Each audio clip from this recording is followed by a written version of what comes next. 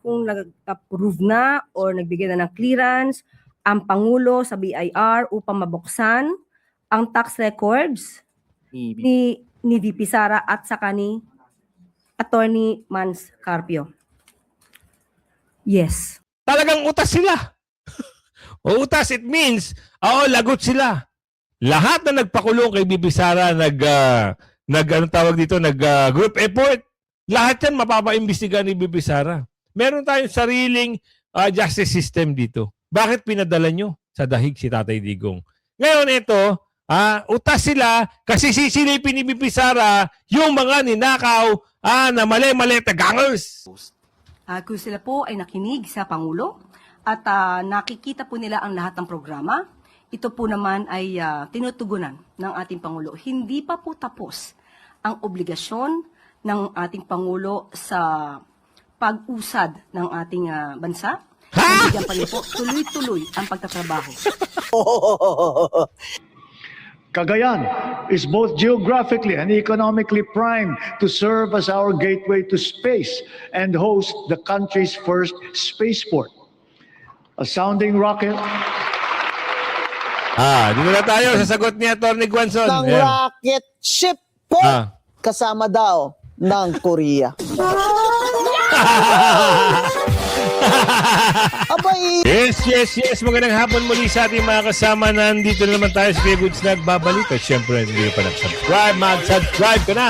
At hit mo na rin yung bell para lagi kang updated sa ating mga video. Kala ko ho ba kayang yung system loss daw ho ng Meralco ay kaya ho pababain itong Pangulo.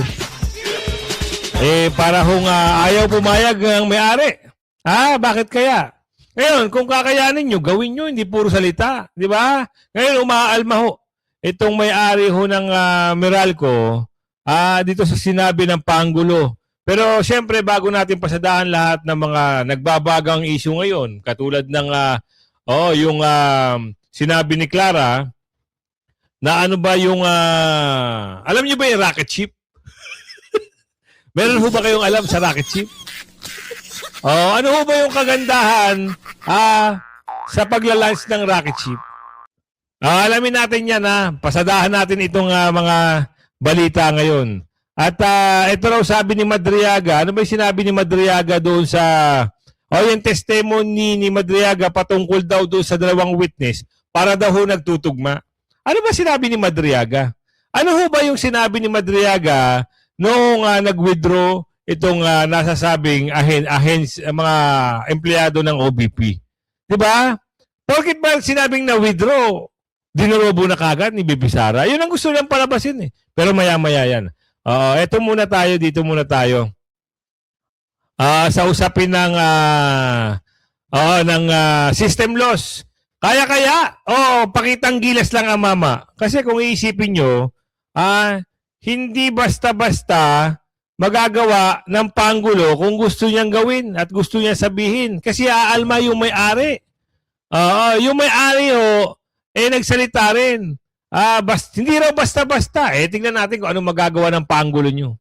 Ayan, napasok natin. Ginagawa natin sa sektor ng enerhiya, maninaw din sa pamahalaan ang hinaing ng taong bayan na pababain ang presyo ng kuryente sa bansa.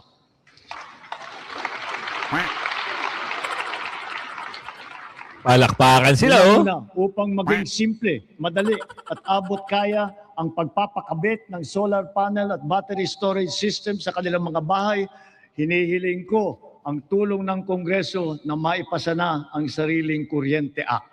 Kita nyo? Isipin nyo. Diba? Kailangan pa bang ipasa sa Kongreso? Yung mga bagay-bagay na, kung gusto mo talaga, kaya mong gawin. Isipin nyo mabuti ito lang para sa atin lang naman ito. Para doon sa kaalaman ng, alam nyo ho, yung Meralco na yan, isa lang ho kasi ang provider, kaya marami ho ang nagugulangan. Diba? Kayang gawin Di ba? Isipin nyo nung mga ilang buwan, 3 buwan ang lalaki ho ng bill. Wala ho nagawa ang mamayang Pilipino, kundi magbayad kasi puputulan. Pero kung katulad dyan ng ibang bansa, may mga provider, ilang provider ang naglalaban-laban para mag-supply ng kuryente, Ay, makakapamili ka kung saan ka. Ganon sana. Eh, ang problema, eto na nga lang kagustuhan ng taong bayan, magpakabit ho ng solar sa kanilang bahay. Eh, papaapurbahan pa. Anak ka ng bugi naman, Karodi, oh. Isipin nyo mabuti. Kailangan pa ipasa at madaliin. Hindi lang sinabi, okay na. Pipirmahan ko na. Yung sariling kuryente act na yan. Tapos ang kwento. Ngayon, ito problema natin. Hanggang sa pangarap na lang ba ito? Hanggang sa kwento nyo na lang ba ito? Kasi umaalma ho, yung may-ari mismo ng Meralco. Pero tuloy natin yung sinasabi ng mama, kuryente act. At Palakpakan na naman sila. kung pagbawas ng presyo ang usapan, sa aking palagay, panahon na para tanggalin na natin ang systems loss na pinapasa sa consumer.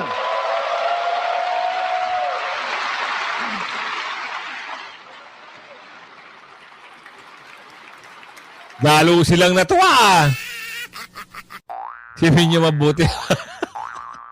Sa tingin nyo, kakayanin? O hanggang pangarap? Kung ano yung unang naumpisa ang mga pinagsasabi na walang napatunguhan, lahat kasinungalingan, yung SONA, naging sana, noong sana, naging sana, naging sana, at walang nangyari sa SONA, kawawa ho ang bansa. Sabagay, konting panahon na lang, pero isipin nyo, yung konting panahon na yun, na sana maganda na ang bansang Pilipinas dahil walang mga naging kurap, naging sana na lang, at dahil sa sana na yan, sana na hindi na ho nanalo at hindi ho binoto ng taong bayan para hindi nagkaganto-ganto ang bansang Pilipinas. Yung sana hindi tayo nabudol. Ngayon, ito, ipasok natin.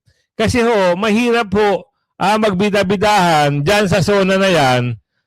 Tapos, pag bilang ho ng ilang linggo, ilang hong buwan, hindi naman pala kayang tanggalin ang system loss. Ano ba nagiging problema? Bakit ang system loss ay lumalaki?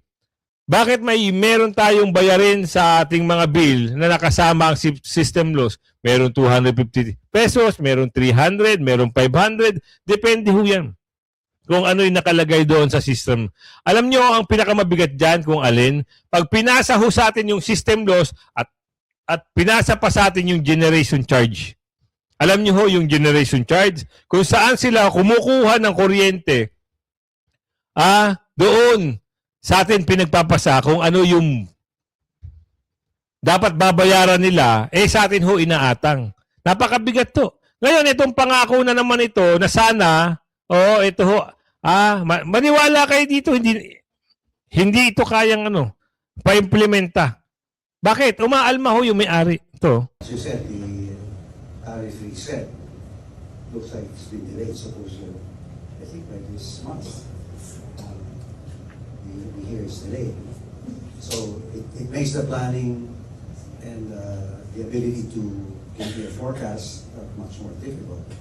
And of course, the statement of the president and so on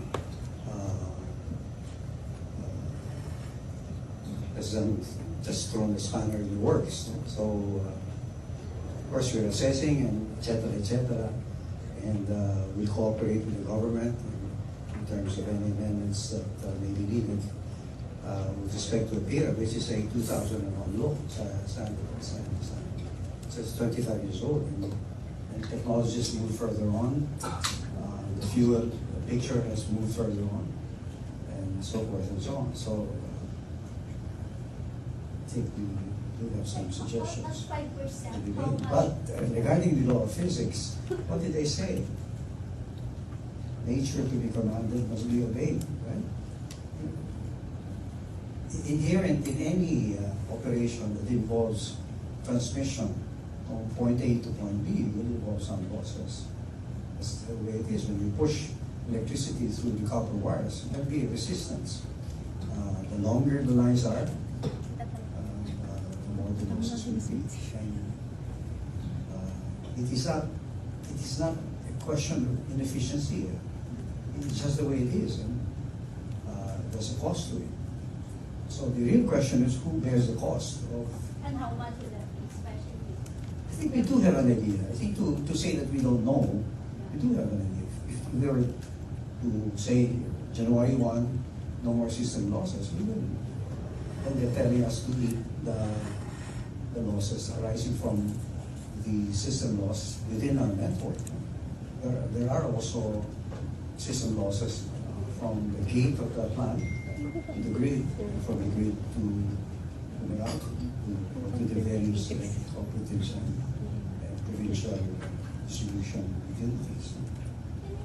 It's something Meralco's, that's part of Meralco's mission, isn't it? We must procure the least cost electricity. And we're one with the president in trying to do it.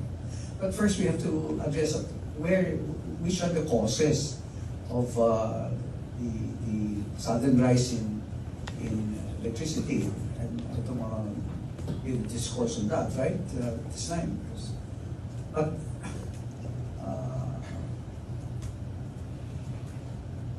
better start there. Wala. Dapat pangatawan niya ng Pangulo. Kailangan niya yan. Kailangan niya talaga yan kasi yan lang ang mag-aangat sa kanya kung magagawa niya yan. Ang problema, kailangan pang pag-aralan kung talagang mawawala. Ako, ang pananaw ko dito, ito naman ay mga bagay-bagay na negosyo ang iniisip. Alam mo, may mga mali din naman kasi itong mga nakakasakop sa mga syudad-syudad o mga city-cities.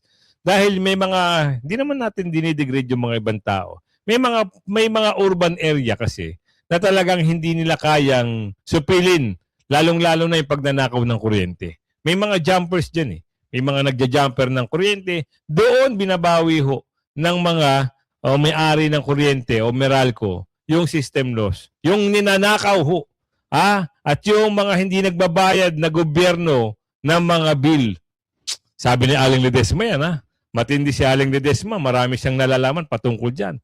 Lahat ho yan doon kinukuha. So doon sa pangako na yon, nangako na naman!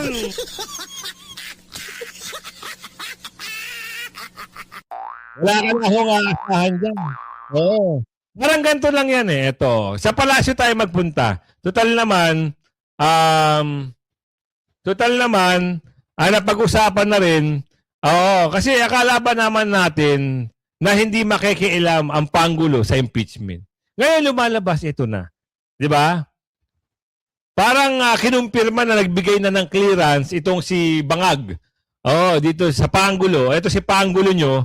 Nailabas ang tax record ni BP Sara. Akala ba namin ayaw nyo makialam sa impeachment ni BP Sara? Ito yung nagpapatunay na ikaw ang mastermind talaga dito. Dahil lang una, todo deny ka pa. Hindi natin makikialam dyan. Huwag tayo makialam dyan. Hayaan natin ang mga congressman dyan. Ngayon, ito. Ang sarap mong murahin. Talagang gusto ko na talaga magmura eh. Ngayon, sasabihin mo, pinapayagan na. Dahil ito sa tagapagsalita. Yung sa tagapagsalita, yung under magmula daw sa Pangulo, ito na So, tinatanong niya ay kung nag-approve na or nagbigay na ng clearance ang Pangulo sa BIR upang mabuksan ang tax records ni VP Sara at saka ni Attorney Mans Carpio. Yes. Sige, follow up lang. Sige. Ano po yung reason po ni President Marcos and how did he arrive in this decision po? Kasi during the past meetings po parang sinasabi. Yan Buti alam ng isang reporter. Noong mga nakaraan, tinatanggi. Ngayon, ito na, bigla-bigla na. Bigla-bigla na ho, kinumpirma na ho.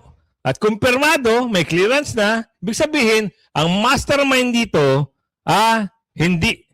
Ako, para sa akin lang, nadamay na lang ho yung pinsan dito. Ang pinaka-mastermind talaga dito, kung sino ang gusto magpabagsak kay BP Sara?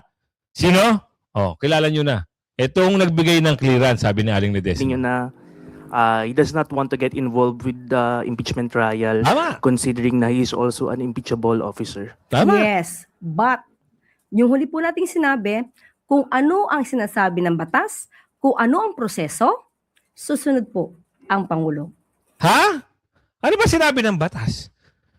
Ano ba sinabi ng batas? Wala naman sinasabi ng batas na impeach mo ang Vice President dahil lang sa sinasabi niyo confidential fund. Wala ho. Wala naman hong ganun, di ba? Kaya nagtataka ho kami, bigla-bigla na lang nung nakaraang mga panahon, mga 3 buwan nakalipas, todo tanggi ang amo mo na hindi siya makikialam. At wala siyang pakikialaman, bahala na ang Kongreso sa impeachment ni Bibi Sara. Ngayon, magbibitaw kayo ng detalyado ito kanina lang July 30. Inaprubahan na, may clearance na So wala namang problema yan Alam nyo bakit? Yung BIR box na yan, hindi ho yan nangangahulugan na kaya nilang pabagsakin si Bibi Sara. Di ba? Wala hong ganun.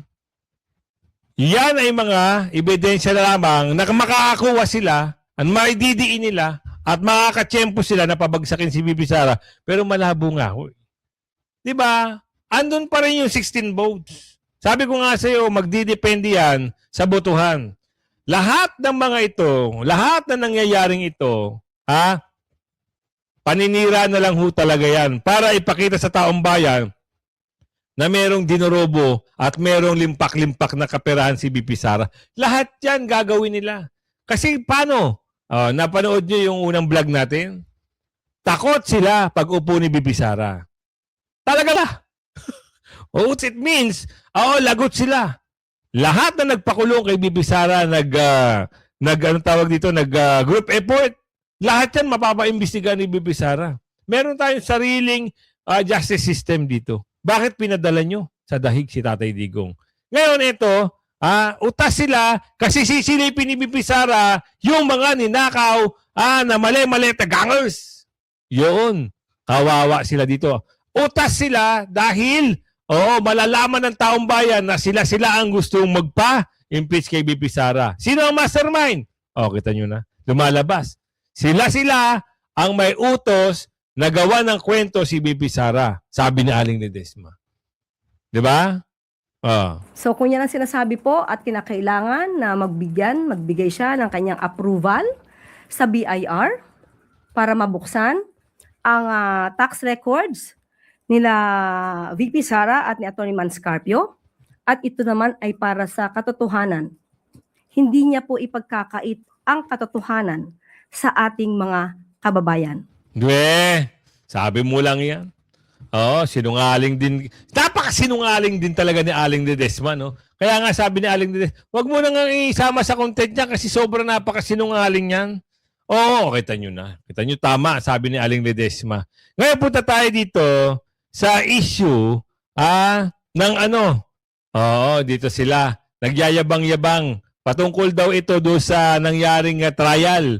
Ano ba yung sinabi ni Madriaga? Balik tanaw nga tayo doon sa nangyari sa sinabi ni Madriaga noong una na may inuugnay, kung tama ba yung inuugnay o nauugnay daw itong nangyaring withdrawal dito sa pag-ubo, sa paglustay ni Bibi Sara daw di umano ng 125 million na confidential fund.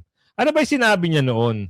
Sinabi ni Ramil Madriaga na ang 125 million confidential fund ay naipamahagi umano sa loob ng wala pang 24 oras.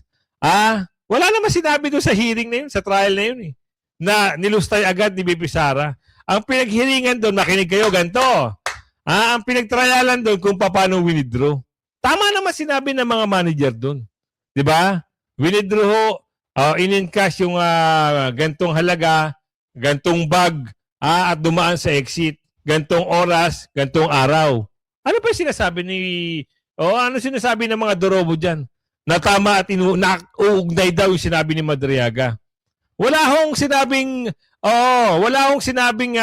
kakaiba yung mga na trial. Kaya nagugulat kami, ang hilig nyo talagang gumawa ng eksena, gumawa ng kwento, patungkol dyan. Tingnan nyo, may balita dito. Panoorin nyo. Ng mga testigo kaugnay sa umano'y maling paggasta ni Vice President Sara Duterte. Ulitin natin, Funds. Yan daw ang nakumpirma. Ulitin natin. Nagtutugma ang mga salaysay ng mga testigo kaugnay sa umano'y maling paggasta ni Vice President Sara Duterte sa kanyang confidential funds. Yan daw ang nakumpirma ng House Prosecution sa pagtatapos ng Day 10 ng impeachment trial. At Okay naman si ate, masyadong excited. Gago! Masyadong excited si ate pag nagbalita. Pero anyway, tagapagbalita lang naman Mula siya. sa Senado, may Express Report si Marian Enriquez. Marian, paano ba yan nasabi ng prosekusyon? Yes, Ruth, kung pagbabasehan nga raw, yung mga naging testimonya nitong dating Land Bank branch manager na si Violeta Constantino, tila nagtutugma o nagko-corroborate nga raw yung mga kanyang salaysay doon sa naging testimonya nung nagpakilalang bagman ni Vice President Sara Duterte na si Ramil Madriaga, kaugnay nga po dito sa 125 million pesos na confidential funds ng OVP o ni VP Sara noong 2022. At kung babalikan lang natin, Ruth, noong Abril nga, noong April 2026, itong taon, sa impeachment hearing ng House Justice Committee, isiniwalat ni Madriaga na December 2022 nang utusan umano siya ni VP Sara na ipamahagi ang 125 million pesos na confidential funds. Na-dispose umano niya ang pera na nakalagay sa 4 na dark large bags nang wala pang isang araw. Nasa sinabi doon ng mga testigo? Asan ho yung sinabi ng testigo doon na dinispose? Grabe naman ho kayo gumawa ng impormasyon at balita. Paano na-dispose ang pinag-usapan lang doon? Kinas-examine yung dalawang branch manager, yung mga manager pala, na tumutugma lang ho yung araw at amount ng pera. Minsan pa nga, yung bag hindi pa tumutugma sa sinasabi. Di ba? Ngayon, sasabihin nyo, nilustay agad ni Bibi Sara, wala namang sinabi doon, walang ganon tanong. Akalarky ito mga to. Antibay nyo, ha? Partikular sa San Pablo, Laguna, isang resto bar at Office of the Ombudsman. Ang date na ito na December 20, 2022, pareho dun sa kinumpirma nga ng testigong si dating Land Bank Shaw Branch Manager Violeta Constantino. Yan daw ang petsa kung kailan in-encash ng OVP Special Disbursing Officer na si Gina Acosta ang pera. Narito ang pahayag ng Yan lang, At live mula sa Senado, may Express yun, Report. nawala na. Yan lang yung petsang in-encash. Di ba? Tama naman eh. Yun yung petsang in-encash. Pero wala doon sinabi, walang sinabi doon yung witness, yung testigo nila, na nilustay ni Bibi Sara noong panahon na yun. Wala ho. Kaya wag niyong dagdagan yung mga kwento niyo. Kaya nagtataka kami sa inyo, puro na lang dagdag bawas, ilipat natin andito na yun eh. Dagdag bawas na lang ho yung mga banat nila kay Bibi Sara eh. Dinadagdagan nila yung kwento nila eh. Kwento nyo yan. Kaya panindigan nyo yung kwento nyo. Pero ang taong bayan hindi naman naniniwala. Sa mga kwento nyo walang kabuluhan. Halos puro misleading. Yan ang binabato nila. Kaya nga sila puro pa-interview eh. Interview dito, interview doon. Wala ka na maintindihan. Puro kasinungalingan na lang talaga ang ginagawa nila. Dahil hindi nga nila makukuha yung D6 na boto. Tuloy mo, ano naman daw yun? Bags na tinutukoy ni Madriaga at ni Violeta Constantino are the same bags. Kay Kong is... Yeah, I believe so. It's one and the same. Sa tingin ko kasi hindi naman pwedeng naglipatan ng bag. From the bank, it was placed in a bag. Apparently, it was brought out of the bank. It was given to somebody else, and that somebody else could have been maybe Mr. Kita nyo, wala naman doon sa trial. Yung napag-usapan na ganun, kayo naman talaga. Ewan ko ba sa inyo? Masyado kayong nagdagdag. Bawas-bawasan nyo ng konti, Bawasan nyo naman ng konti. Oo, masyadong halata eh. Yung script, masyado hong bida-bida, kumbaga. Diba? Punta tayo, nagbida-bida na naman ng yung under nyo. Ngayon, ito ang katanungan. Ano ho ba ang kagandahan ng rocket ship? Ano kagandahan ng rocket ship? Tila na supalpal dito. Common daw. Common sense. Bumanat na naman siya eh. Aying Daily Tribune. Magandang umaga po, Yusek. Marami po ang tumaas ang kilay nung in-announce si Pangulong Marcos na maglo-launch ang Pilipinas ng rocket. So sabi po rin ni Senator Robin Padilla, wala pa nga po tayong bullet train, rocket pa kaya. And Totoo ano pa naman po ba ang main purpose ng rocket launch na ito? Yung mga tumataas ang kilay, ibaba na nila. Ang iingat natin, at ang iakyat natin, at ang itaas natin, ay ang mga naisi ng Pangulo para sa bansa at para sa taong bayan. Huwag na silang magsilbi na balakid sa mga ninanais ng Pangulo sa pag-asenso ng ating bansa. Narinig niyo ho? Saan ho banda yung pag-asenso? Nakimulat naman ho yung taong bayan kung saan yung pag-asenso yung sinasabi nyo. Eh halos ubus na ho. Mangungutang pa nga pag-asenso pa. Tama naman ang sinasabi ni Senator Robin. Bullet train nga, wala tayo eh. Di ba? Meron ho ba tayong bullet train? Wala! Tapos sabihin nyo, ibaba yung kilay. Eto, bababa ang kilay mo sa susunod na tanong ng mga reporter sa'yo. Yun, sinasabi po kasi na marami po pong problema ang ating lipunan. Gaya ng marami po pong nagugutom, kakulangan ng classrooms at ang failed health system natin. Sino po nagsabi po niyan? Sa social media po, yung mga comments po sa mga post. Kung sila po ay nakinig sa Pangulo at nakikita po nila ang lahat ng programa, ito po naman ay tinutugunan ng ating Pangulo. Hindi pa po tapos ang obligasyon ng ating Pangulo sa pag-usad ng ating bansa. Bigyan pa rin po, tuloy-tuloy ang pagtatrabaho. And nabanggit po ba sa inyo ng Pangulo kung ano po yung gains na makukuha ng Pilipinas sa paglo-launch ng rocket? Ito po ay isang parte ng pag-asenso ng bansa. Common sense. Ewan ko sa'yo! Woo! May masabi lang. Ano ang natutulong ng rocket ship? Sa pag-unlad ng bansa, common. Common! Yan ang laging sinasabi niya. Naku, may balita rito, Atty. Baligod. Kinasuhan, di ba? Nakasuhan si Atty. Baligod, ano? Mukhang sumuko na rin ho ata siya. Talagang ginigipit na talaga. Bang klase, ha? Bigyan natin yung full story niyan. Baka siguro sa susunod na araw na sunod na upload natin. Ang hirap po. Pag ikaw ho ay isa ka sa tumutulong para maging maayos at may siwalat ang mga dorobo o yung siwalat mo yung mga magnanakar, alam nyo yun, yung mga maleta gangers, talagang gagawan ka ng kwento. Ayan, nakasuhan si Atty. Baligod, ngayon, aarestuhin na, at ngayon parang sumuko ho ata para walang arestuhan mangyari. Ngayon, ito, meron na naghain ho ng petisyon itong si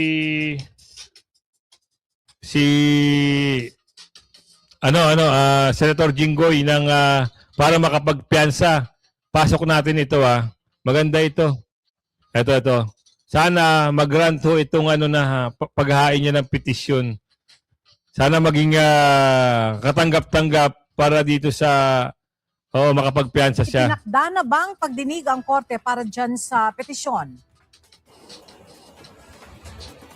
Magandang umaga, Ella. Sa ngayon ay wala pang petsang itinakda ang Sandigan Bayan kung kailan nila didinggin itong petisyon ni Senator Jinggoy Estrada na payagan siyang makapagpiyansa.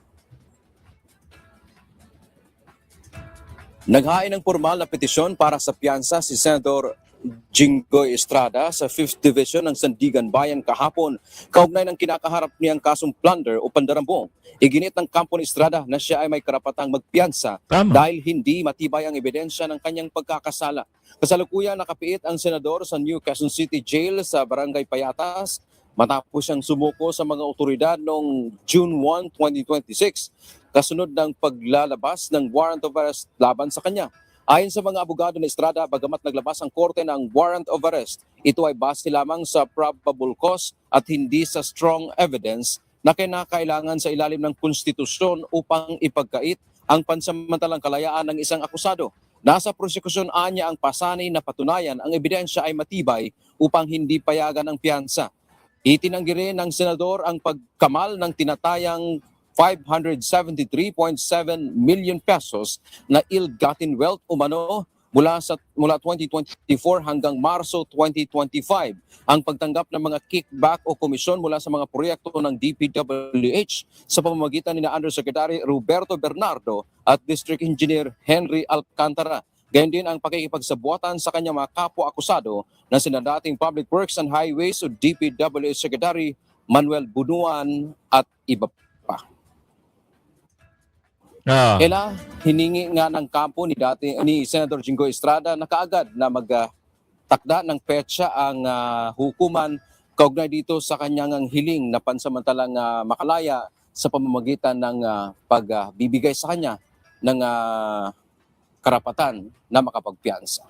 Dapat naman talaga, i-grant, gawin agad-agad na makapagpiyansa. Kasi, alam niyo yan, yung panggigipit na yan, hindi ho maganda yan.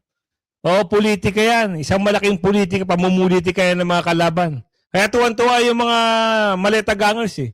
Yan nyo. Huwag kayo mag-alala, Senador Jinggoy. Ikaw ang iboboto ng taong bayan, maniwala ka. Yung asahan mo, yung hudas na dalawa, tanggal na ho yun. Hindi na ho hindi na ho makakuha ng boto yun. Maniwala kayo sa akin. Kaya umabot sa video natin ito, ako na maglalambing sa inyo, ay meron pa pala. Yung rocket ship, kinwestiyon ni Atty. Guanzon. Ano ba yung rocket ship na yan? Pag-usapan nga natin ito, isang mabilis lang, quick. Yeah. At ito mga kababayan, ang talagang hindi ko na-carry ito. Cagayan is both geographically and economically primed to serve as our gateway to space and host the country's first spaceport. A sounding rocket. Dito na tayo sa sagot ni Atty. Guanzon. Ng rocket ship po, kasama daw ng Korea. Abay, BBM. Wala nga ang tren eh. Yung mga railway dyan, hindi mo nga matapos eh. Saan ang budget dun sa railways na yan? Ayan papuntang San Jose del Para hindi Monte. naman tayong masyadong kanda-ugaga na tayo, kahintay ng bus ng 3 oras ang hintay ng mga tao bago makauwi sa ulan, bagyo at initan. Grabe, no? Sana yung railway system ay pinagawa mo na sa 4 na taon. Ngayon, hindi mo nga kayang Pagpatuloy. ayusin yung railway system at saka ang traffic dito sa Metro Manila. Gagawa ka pa. Isasalang mo na naman. At siyempre, mangungutang na naman si BBM para sa kanyang dream na magkakaroon. Impossible dream. Impossible dream. Rocket ship. Nako. Yan, kung umabot kayo sa ating video na yan, hanggang sa muli, pakilagin share natin video. Bye-bye!